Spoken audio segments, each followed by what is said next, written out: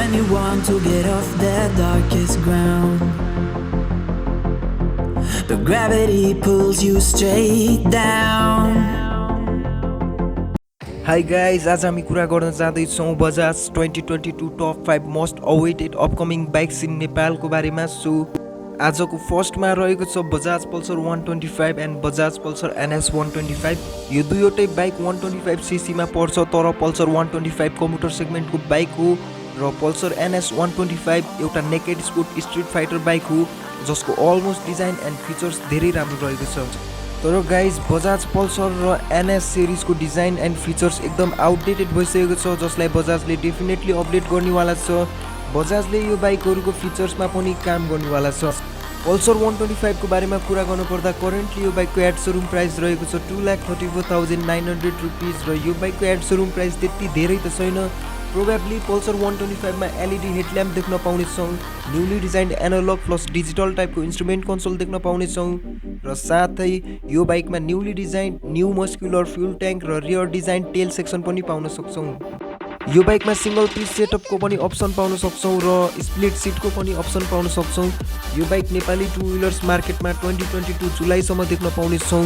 Guys बजाजले पहिला smaller सेगमेन्टको बाइकमा काम गर्नेवाला छ।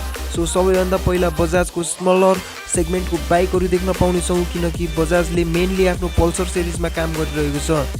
सो पल्सर 125 एउटा कम्प्युटर सेगमेन्टको बाइक नै हुनेवाला छ, जसमा न्यूली डिजाइन बडी ग्राफिक्स देख्न पाउनेछौँ, LED टेल लाइट देख्न पाउनेछौँ भने न्यू डिजाइन इन्स्ट्रुमेन्ट कन्सोल पनि देख्न पाउनेछौँ। अब कुरा गर्छौँ सेकेन्ड बाइकको बारेमा र सेकेन्ड बाइक रहेको छ Pulsar NS 125। Currently NS Pulsar 125 को प्राइस रहेको छ 2,53,000 एट सोरुम अफ नेपाल र यो बाइकको पनि सबैभन्दा ठुलो कमी यो रहेको छ कि यो बाइकमा LED हेडल्याम्प दिएको छैन। यो बाइकमा त्यही सेम हेलोजन हेडल्याम्प रहेको छ, एनालग प्लस डिजिटल टाइपको इन्स्ट्रुमेन्ट कन्सोल रहेको छ। यो बाइकको लुक्स र डिजाइन बजाज पल्सर 250 को जस्तै देख्न पाउन सक्छौँ, किनकि पल्सरले आफ्नो NS सिरिजमा पनि काम गरिरहेको छ। सो NS सिरिजको पनि हामीले छिटो नै नयाँ मोडल देख्न पाउनेछौँ। सो गाइज NS 125 मा धेरै चेन्जेसहरू देख्न पाउनेछौँ।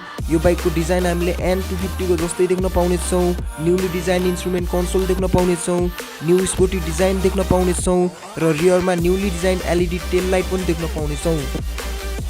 यो बाइकमा त्यही सेम स्प्लिट सिट सेटअप देख्न पाउनेछौँ र साथै बजाजले यो बाइकको म्याक्सिमम पावर र टर्क आउटपुटमा पनि धेरै चेन्जेस गरेको छ।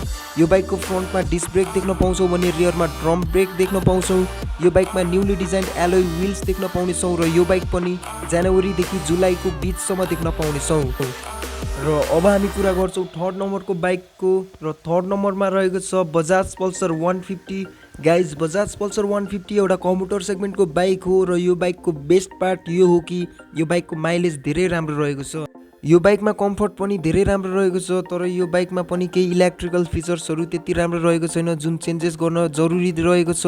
र यो बाइकमा न्यू डिजाइन र स्टाइल देख्न पाउनेछौँ। यो बाइकको पनि डिजाइन र स्टाइल धेरै नै आउटडेटेड भइसकेको छ।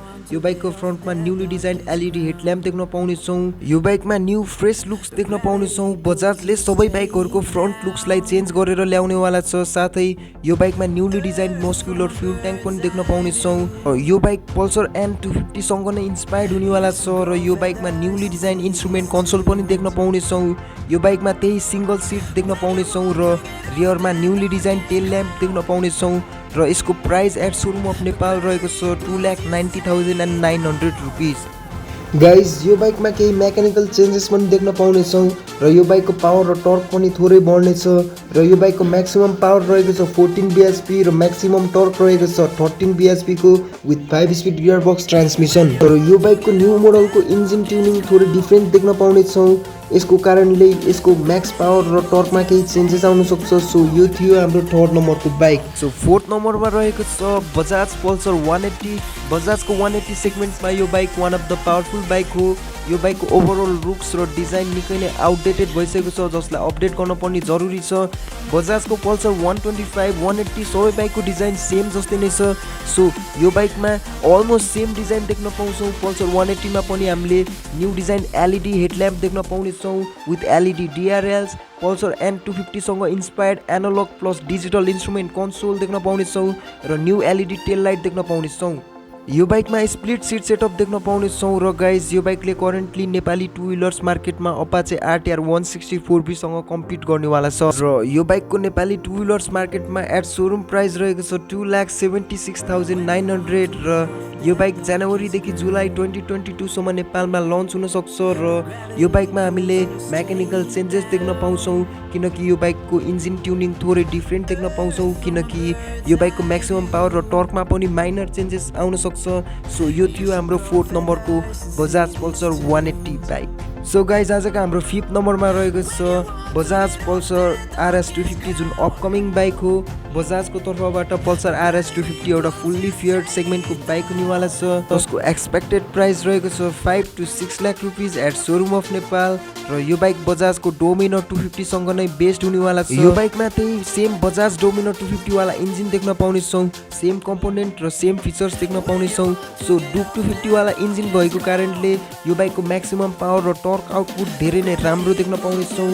यसको कारणले यो बाइकको पावर आउटपुट अनि पर्फर्मेन्स धेरै नै राम्रो देख्न पाउँछौँ किनकि गाइज बजाजको रिसेन्टली लन्च बाइक N250 र 250F को पर्फर्मेन्स त्यति राम्रो छैन किनकि त्यो बाइकहरूमा ओइल कुल इन्जिन रहेको छ विथ 5 स्पिड गियर बक्स, तर पल्सर RS 250 मा 6 स्पिड गियर बक्स देख्न पाउँछौँ र लिक्विड कुल इन्जिन देख्न पाउँछौँ। यो बाइकमा 248.8cc को DOHC लिक्विड कुल इन्जिन देख्न पाउँछौँ जसको म्याक्सिमम पावर रहेको छ 28.8 bhp को आसपास र यसको म्याक्सिमम टर्क हुनेवाला छ 25 न्युटन मिटरको आसपास विथ 6 स्पिड गियर बक्स। साथै यो बाइकमा स्लिपर क्लच पनि देख्न सक्छौँ र यो बाइकमा प्रिमियम USD फ्रन्ट फोक पनि रहेको छ र रियरमा प्रिलोडेड मोनोसक देख्न पाउँछौँ। यो बाइक एउटा टिपिकल फुल्ली फियर्ड सेगमेन्टको बाइक हुनेवाला छ जसमा हामीले धेरै राम्रो एरोडाइनामिक डिजाइन देख्न पाउँछौँ र यो बाइकको राइडिङ पोजिसन केही एग्रेसिभ देख्न पाउँछौँ। यो बाइकको फ्रन्टमा LED हेडल्याम्प देख्न पाउँछौँ भने LED टेल ल्याम्प देख्न पाउँछौँ र फुल्ली डिजिटल इन्स्ट्रुमेन्ट कन्सोल पनि देख्न पाउँछौँ। यो बाइकको डिजिटल इन्स्ट्रुमेन्ट कन्सोल केही हदसम्म डोमिनरसँग इन्सपायर्ड छ र यो बाइकले नेपाली टु व्हिलर्स मार्केटमा कम्पिट गर्नेवाला छ सुजुकी जिक्सर SF 250 र साथै यामाहाको R15 V4 लाई पनि यसले टफ कम्पिटिसन दिनेछ।